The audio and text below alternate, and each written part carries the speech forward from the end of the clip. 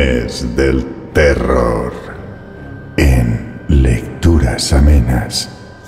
Cuentos, crónicas y relatos.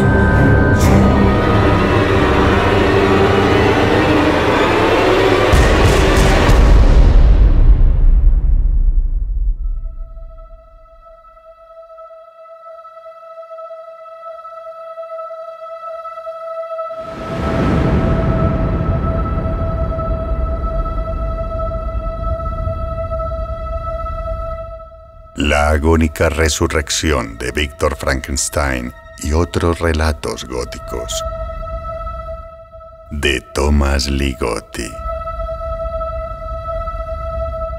Prefacio. En la isla del Dr. Moreau, de H.G. Wells, el loco científico del título está empeñado en transformar en seres humanos a los animales que habitan en la región de su refugio tropical. En concreto, desea extraer de ellos sus rasgos animales e implantarles una racionalidad ideal. Aquellos animales que han evolucionado artificialmente, aunque no en el grado que el doctor desearía, hablan del laboratorio de Moreau como de la casa del dolor. Esta es una descripción apropiada del lugar donde se practican acciones atroces y sobrenaturales. El lugar no solo alude al dolor que padecen los sujetos cuando les imponen la razón, sino que también presagia el dolor de la propia razón, una facultad que todo animal humano llegó a poseer en cierta medida cuando nos transformaron hace mucho tiempo en el laboratorio de la naturaleza. Esa casa del dolor que sigue siendo nuestro hogar hasta el día de hoy. Un escritor de relatos de terror, una criatura cuya ocupación es la representación de una variedad de encuentros tortuosos, podría plantearse la siguiente cuestión: ¿por qué no llevar el relato de Wells un paso o dos más allá por el camino del dolor? En algún momento, este concepto general se concreta. Tal vez llega el día en el que Moreau cree que ha logrado con éxito crear un ser perfectamente racional, pero al final descubre consternado que ha permitido que fluya demasiada irracionalidad por el organismo del sujeto. De nuevo, el Dr. Moreau ha fracasado de la peor manera posible. Al añadir un nuevo personaje, una atractiva ayudante de laboratorio, somos capaces de apreciar plenamente la verdadera monstruosidad del ideal del doctor. ¿Qué espécimen más penoso ha obtenido de su último experimento? ¿Qué sentimiento ilógico la otrora bestia muestra en presencia de la bonita ayudante de laboratorio? Y el doctor había albergado tantas esperanzas. Ahora la criatura tendría que someterse a otros ajustes para acercar su naturaleza a esa prístina racionalidad que Moreau valora por encima de todo lo demás. Sí, eso proporcionaría una dosis extra de dolor a la bestia, sabiendo que ésta jamás satisfará las expectativas del doctor, al igual que nosotros tampoco, y que su dolor solo acabará cuando muera sobre la mesa de operaciones. Y de esta manera se ejecuta la tarea. Pero en cuanto se realiza esta renovación o desfiguración del espeluznante relato original de Wells, el escritor de terror podría comenzar a preguntarse cómo podrían aplicarse tratamientos similares a otras obras bien conocidas del género. ¿Es el literato menos curioso o está menos obsesionado con un ideal que el Dr. Moreau? Quizás el escritor incluya alguno de sus propios relatos ya contados con la intención de convertir estos esfuerzos también en un dolor excesivo, un dolor infinito y eterno más allá de la liberación física. Así es como el presente libro comenzó y continuó. Cada nuevo relato era continuado en la dirección de su única y perversa apoteosis de dolor.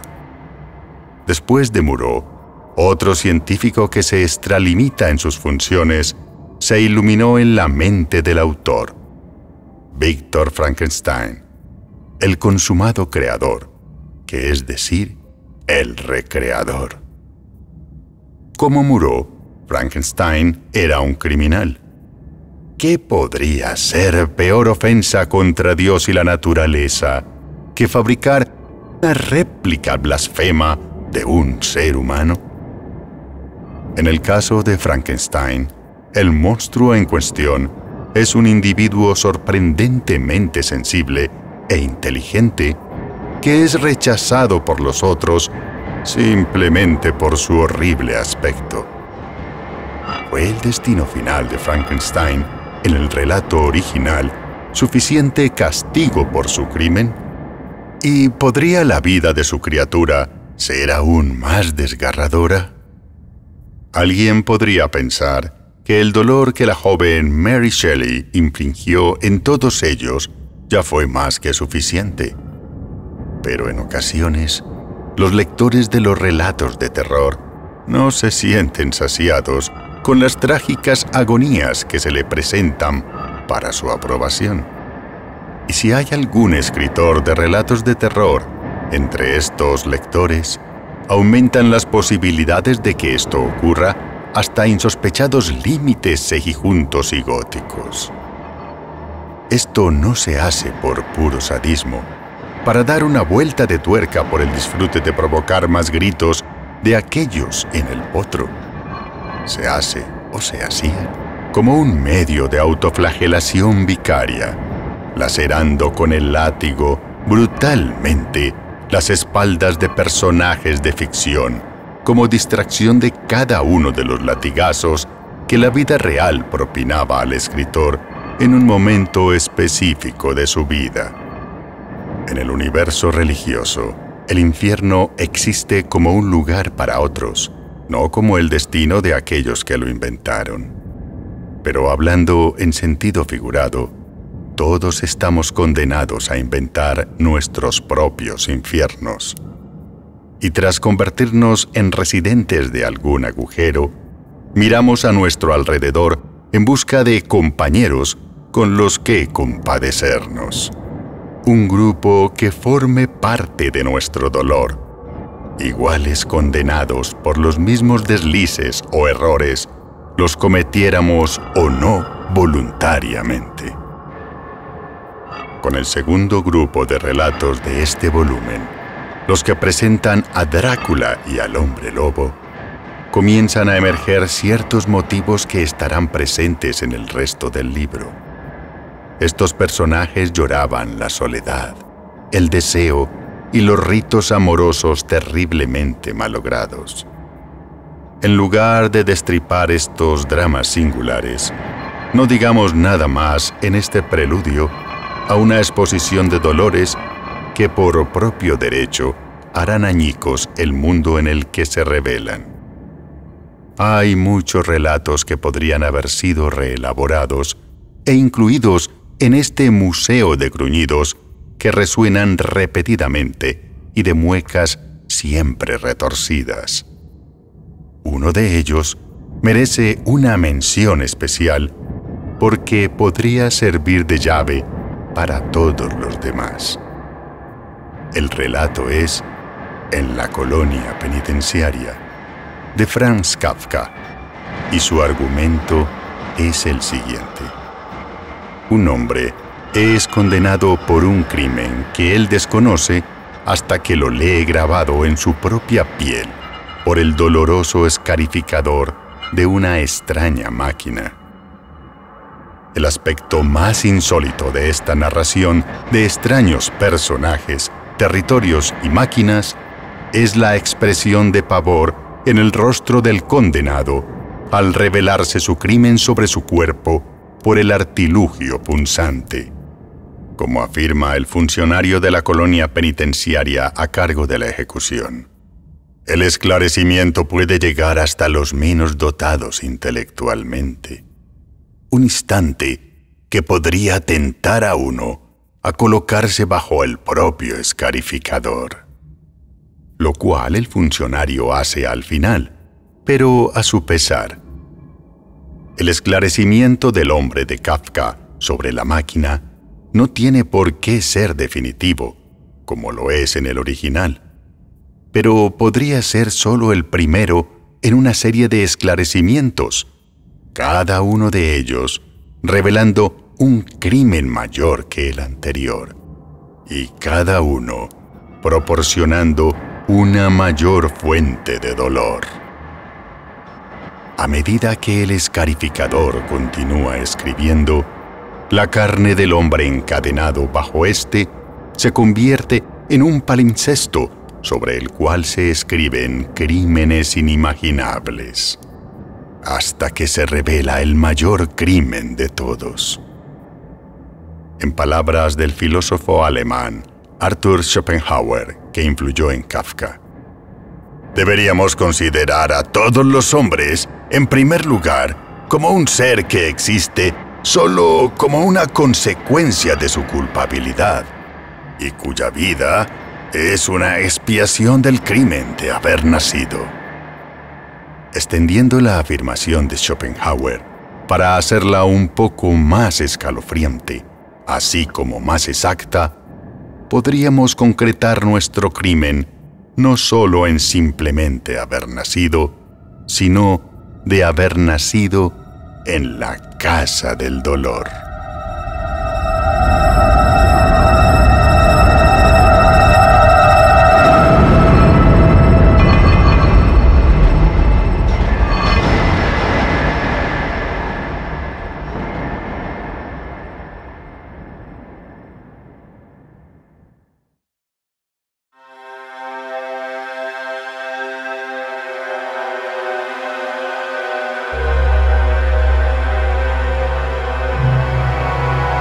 Tres científicos. 1000 variaciones dolorosas en diversas criaturas sometidas al tratamiento del Dr. Moreau, humanista. El Dr. Moreau está examinando al hombre lobo atado en su mesa de operaciones. Ha invertido muchas horas de trabajo en él, arrancándolo lenta y tortuosamente de sus orígenes bestiales.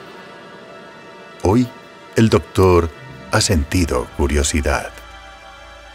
Ve al hombre lobo observando a su bonita ayudante. Al principio intenta interpretar la verdad en los ojos del hombre lobo, pero no es capaz. Ahora debe recurrir a una prueba empírica. Despreocupadamente, el Dr. Moreau afloja las correas que sujetan las muñecas y los tobillos del hombre lobo y luego, en silencio, abandona la habitación. Espera unos segundos en el pasillo, ansioso por darle suficiente tiempo. Finalmente, a través de una fina rendija en la puerta, echa un vistazo dentro con un solo ojo. Bueno, esto ya es demasiado, pensó, y de repente entra en la habitación para enfrentarse a sus dos sujetos. La ayudante, de pie con el cuerpo rígido por el terror. El hombre lobo, agachado sobre una rodilla, como un caballero demente ante la damisela en apuros que él salvaría con mucho gusto. ¡Idiota!, grita el Dr. Moreau al tiempo que golpea al hombre lobo en la cabeza con el dorso de la mano en un ángulo de más de 45 grados. Nos queda mucho por hacer con estas bestias.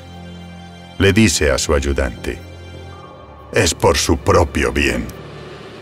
Entonces, con desprecio, saca una pequeña llave de oro del bolsillo de su chaleco y avanza hacia la enorme puerta, tras la cual hay un desconcertante arsenal de potentes drogas e instrumentos de inimaginable dolor.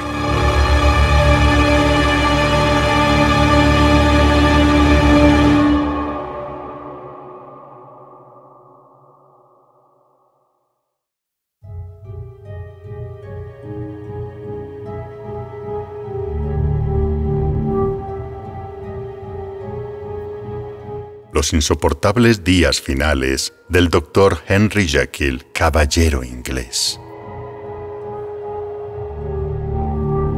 El Dr. Jekyll lleva encerrado ya una semana en su laboratorio de una callejuela de la bulliciosa ciudad de Londres, intentando encontrar la fórmula que destruyera al insaciable Edward Hyde para siempre, o al menos disolverlo en unos cuantos químicos suspendidos inofensivamente en su propio organismo. A última hora de la mañana del domingo, el Dr. Jekyll se despierta en el suelo y descubre asombrado la figura encogida de Hyde moviéndose medio consciente junto a él. Ambos están un poco aturdidos y el Dr. Jekyll es el primero en ponerse en pie. Durante unos segundos, simplemente se miran. El Dr. Jekyll puede ver que la naturaleza feroz de Hyde ahora es inocua y dócil, el efecto prolongado, sin duda, de su vida depravada. «Tengo justo lo que necesitas», dice el Dr. Jekyll, acunando la cabeza de Hyde con un brazo y posando una probeta de fluido burbujeante en sus labios. Luego, el Dr. Jekyll se aparta y observa a Hyde, que ahora se retuerce en convulsiones por el veneno que ha ingerido involuntariamente. En ese momento, alguien llama a la puerta del laboratorio, la puerta que conduce al interior de la casa. «Dr. Jekyll, señor, hay una joven dama que pregunta por el señor Hyde. ¿Qué quiere que le diga?» «Un minuto, Paul», responde el Dr. Jekyll, al tiempo que se alisa la corbata arrugada y se prepara para informar de la lamentable noticia de que Hyde murió hace días en un desafortunado accidente científico. El hombre bebía cualquier cosa que cayera en sus manos y no tenía ni idea de química. Pero antes de ver a la joven dama, el Dr. Jekyll quiere examinar el cuerpo de su gemelo maligno. «Dios mío, esta pobre criatura es prácticamente inmortal», piensa mientras arrastra el cuerpo que jadea débilmente de Edward Hyde hacia el agujero abierto y ardiente de la incineradora.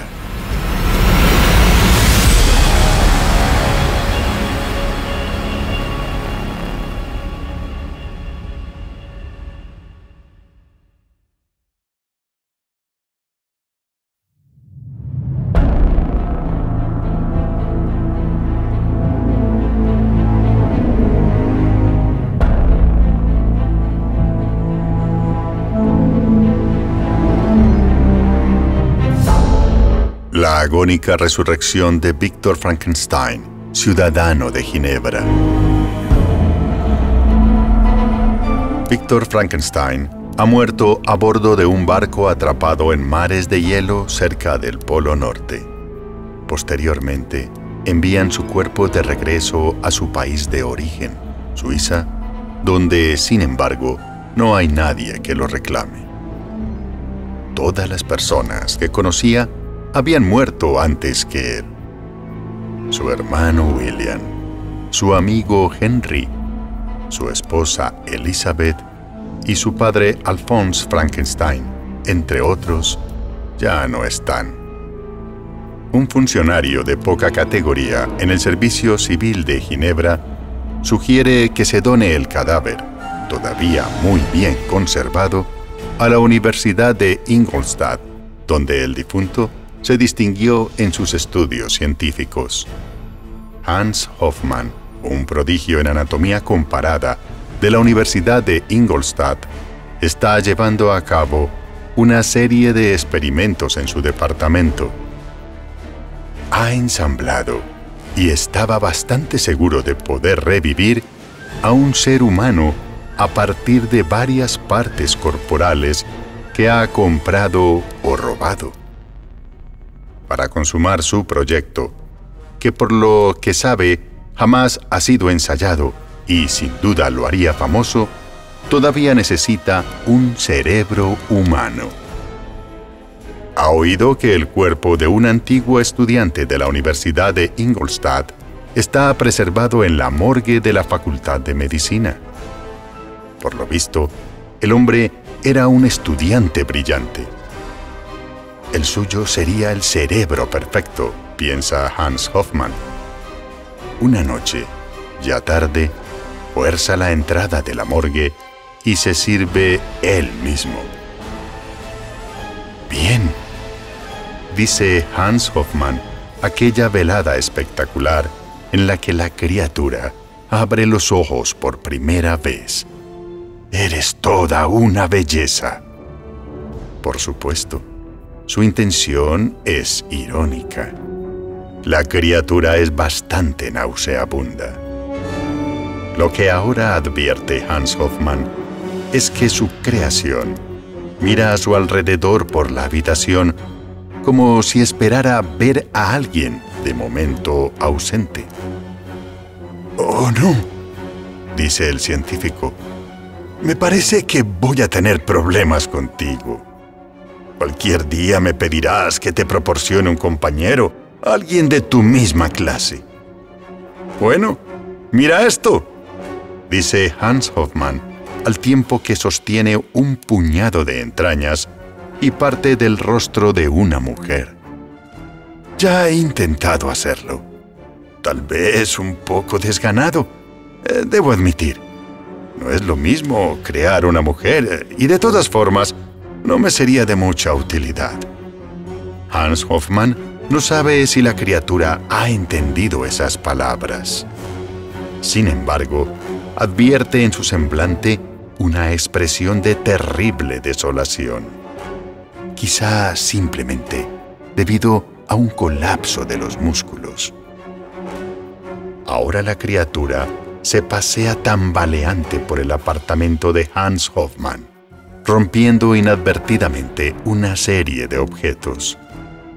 Por fin, sale a trompicones por la puerta de entrada y se sumerge en las calles de Ingolstadt. «¡Hasta nunca!», le grita Hans Hofmann. Pero mientras la criatura vaga hacia la oscuridad, buscando un rostro que recuerde de hace tiempo, no es consciente de que el único ser en todo el universo que podría ofrecerle algún alivio ya se ha incinerado en una furiosa pira muy lejos, en las tierras baldías de hielo del Polo Norte.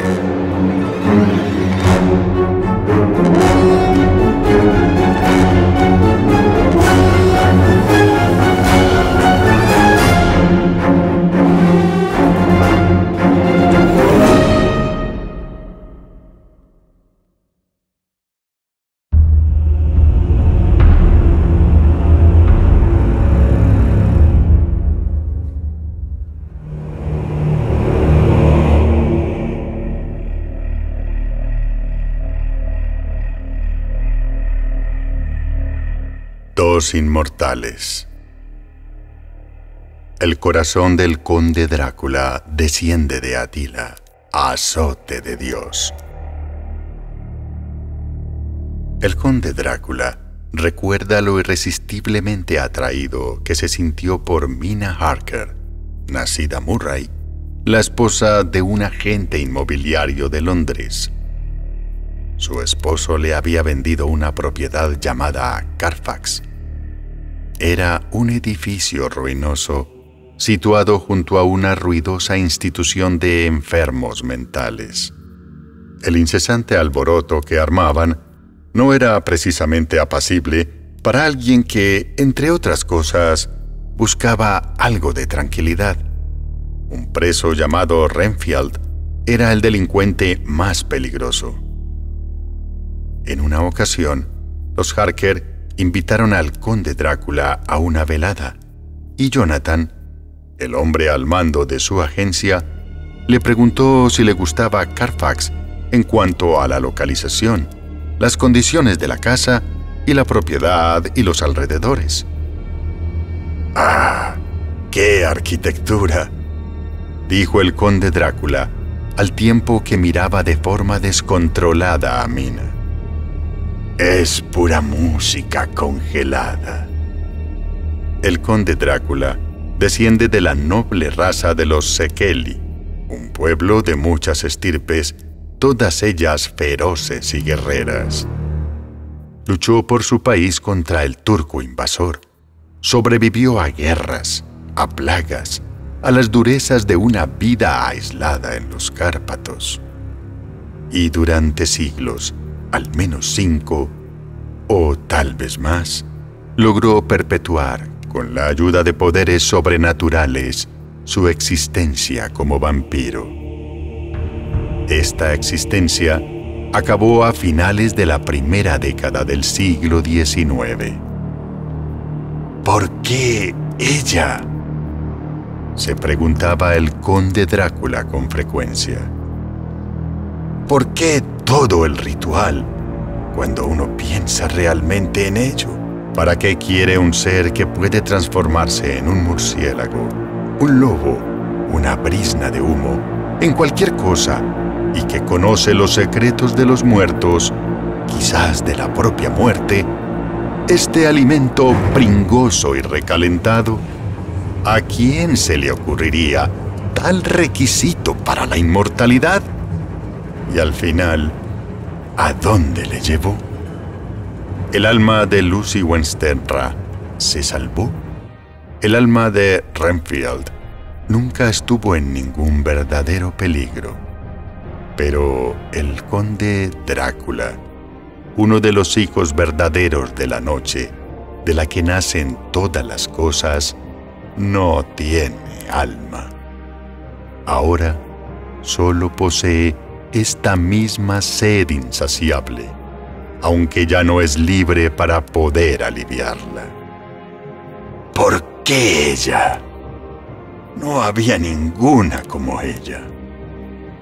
Ahora solo posee esta dolorosa y perpetua conciencia de que está condenado a retorcerse bajo la infernal estaca que estos idiotas, Harker, Seward, Van Helsing y el resto, han clavado en su trémulo corazón. La culpa es de ella, es de ella. Y ahora escucha voces, voces ordinarias, campesinos de la región. ¡Por aquí!, grita uno de ellos. En este convento en ruinas o lo que sea, yo creo que he encontrado algo que podemos dar a estos malditos perros. ¡Menos mal! Dios, estoy enfermo de escuchar sus gemidos interminables.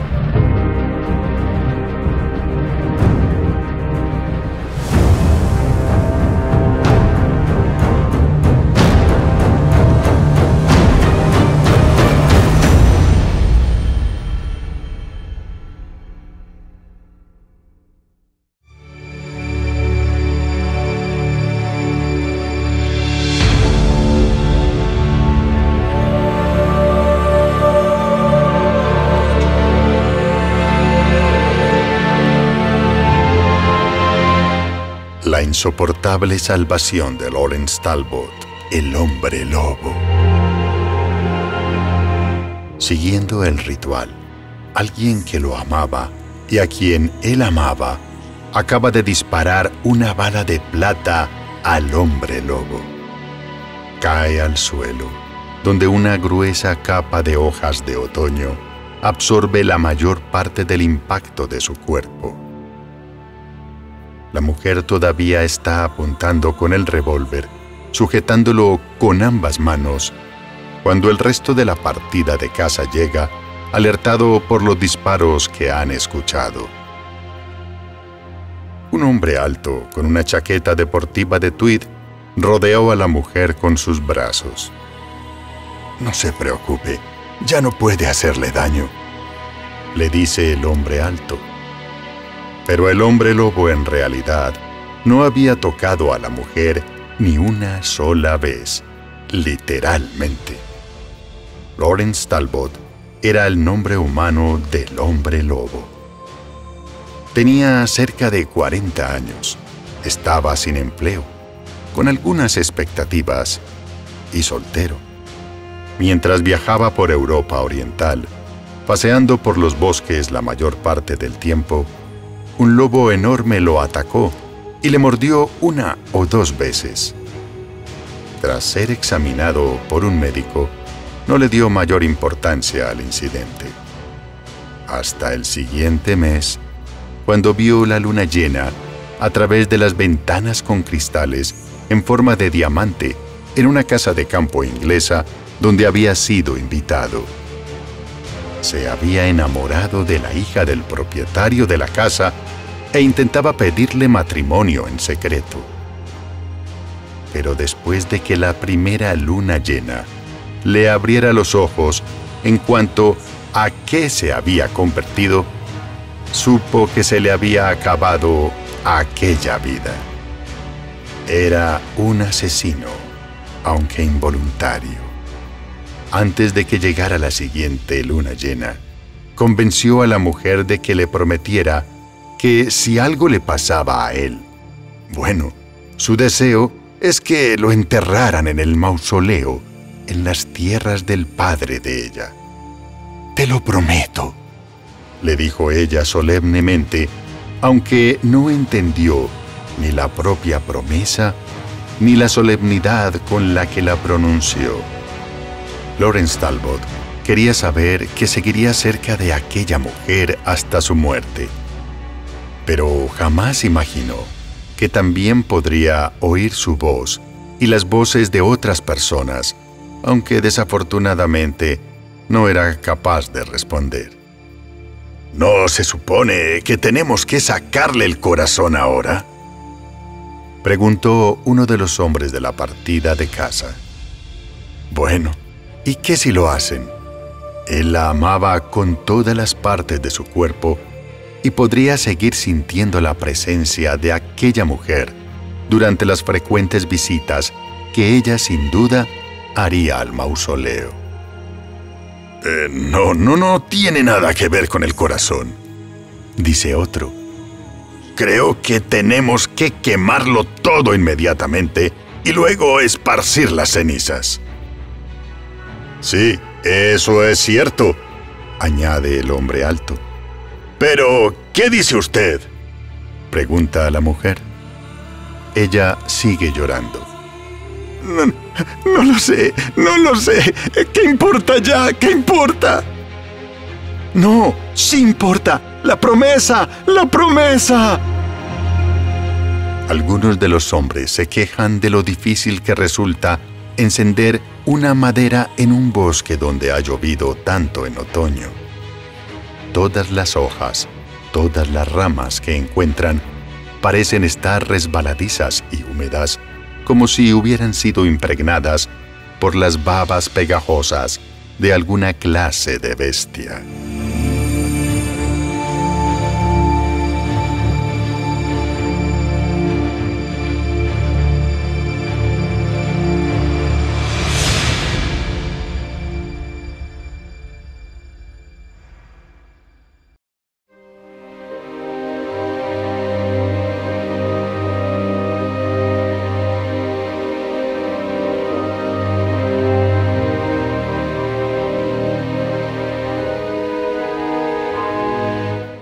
La intolerable lección del fantasma de la ópera.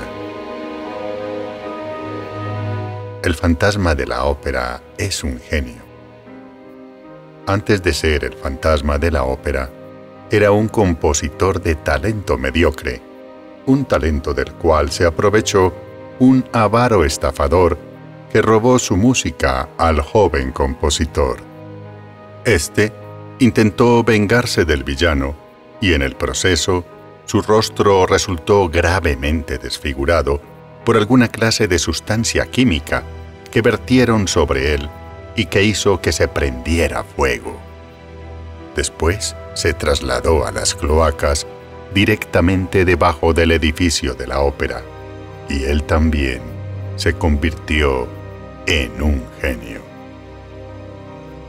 En mitad de la temporada de ópera, el fantasma rapta a una soprano bastante mediocre y dedica muchas semanas a entrenar la voz de la joven en las resonantes cavernas del sistema de alcantarillado de París. Le pide que cante desde el corazón, golpeándose el pecho 1 o 2 veces, para que la joven sea consciente de que también está cantando desde el corazón de él y tal vez del de otras personas. Este es el mensaje básico de su instrucción, aunque también exaspera a su estudiante con horas y horas de escalas, entrenamiento auditivo y demás. Un día, ella se harta de todo el sufrimiento que aquel hombre le está haciendo pasar y por desesperación, y en parte por curiosidad, le arranca la máscara que oculta su nauseabundo rostro. Ella grita y se desmaya. Mientras está inconsciente, el fantasma aprovecha la oportunidad para llevarla de vuelta al mundo que se abre sobre la superficie del edificio de la ópera. Porque, lo sepa o no, ella ahora es una gran cantante. Cuando la joven recobra el conocimiento, tras la terrible conmoción experimentada, sus días junto al fantasma de la ópera ya no le parecen más que un vago sueño. Más tarde, esa temporada, protagoniza una ópera y ofrece una actuación brillante, la cual es observada por el fantasma desde un palco vacío cerca del escenario.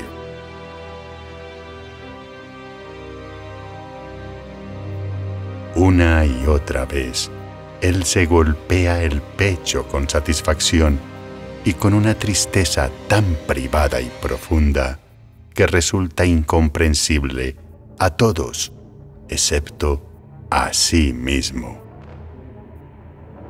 Cuando ya ha acabado la ópera y la estrella está haciendo las reverencias al público, el fantasma advierte que una de las pesadas pasarelas sobre el escenario se ha soltado y está a punto de desplomarse justo encima de la cabeza de su adorada estudiante.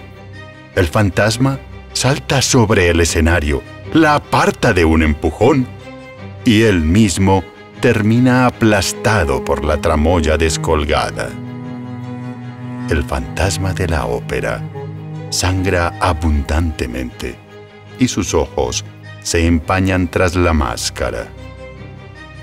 ¿Quién es?, pregunta alguien a la joven a la que el fantasma enseñó a cantar de forma tan prodigiosa. «Estoy segura de que no lo conozco», responde, mientras su extraño y atormentado profesor muere.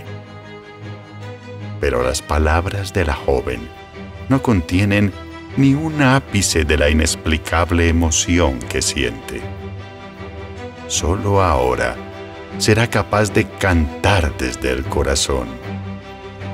Pero se da cuenta de que no existe música en la tierra que merezca su voz. Y más tarde, esa misma noche, su corazón monstruosamente pesado se la lleva al fondo del Sena. El fantasma de la ópera es un genio.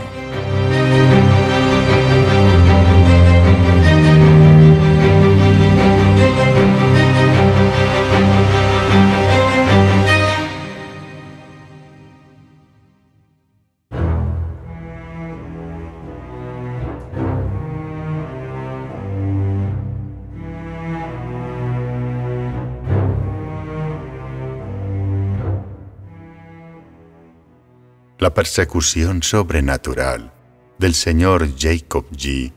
por un vampiro. Un joven profesor que escribe poesía en sus ratos libres regresa a su vivienda en una pensión donde se aloja en la planta superior.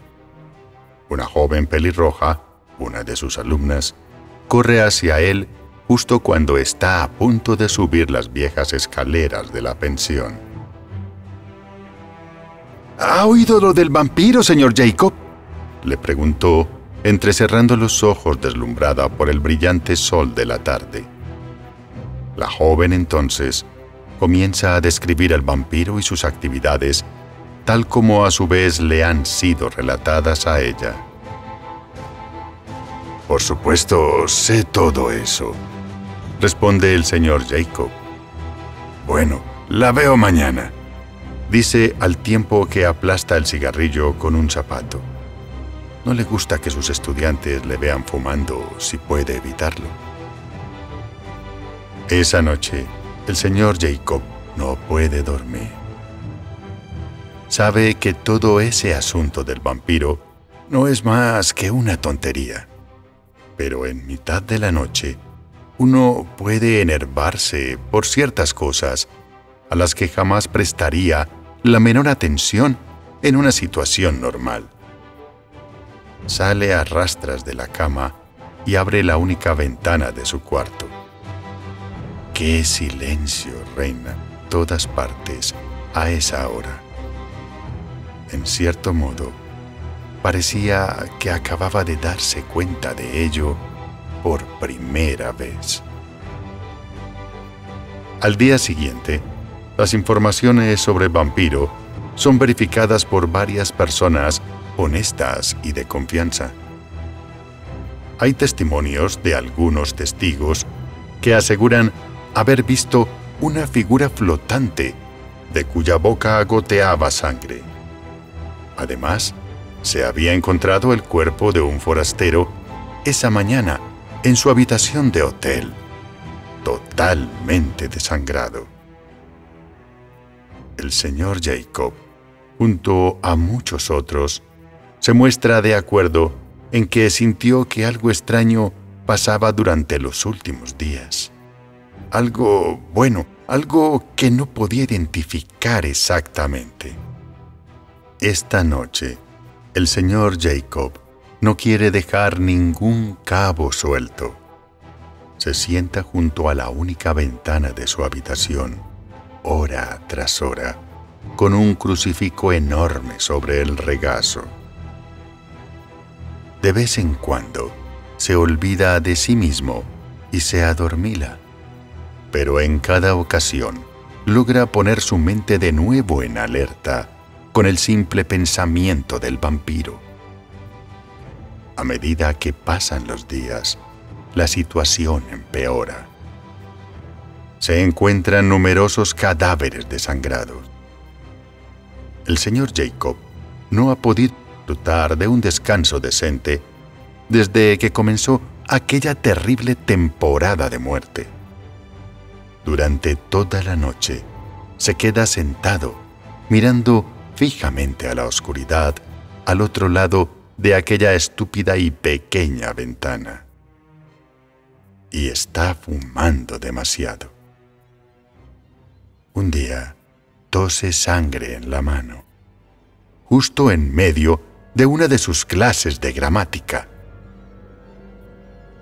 Debido a los límites inherentes de la voluntad humana, el señor Jacob cae profundamente dormido una noche junto a la ventana. Quizá solo está soñando cuando oye unos leves golpecitos en el cristal, pero parecen tan reales. ¡No!, grita al tiempo que se levanta de un salto de la silla y tira el crucifijo al suelo. Ahora tiembla violentamente, como si un viento gélido se hubiera colado en la habitación y le penetrara por el cuerpo. Pero no hay viento.